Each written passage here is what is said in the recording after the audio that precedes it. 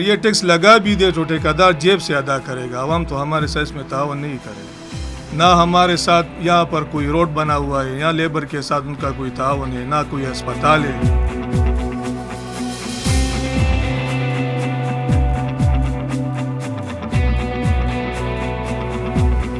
इस तरह हो गया तो फिर हम तो काम बंद करेंगे। हमारे पास तो इतने पैसे नहीं है कि हम घर बना सकें। इसके साथ तो और भी महंगाई बढ़ जाएगी।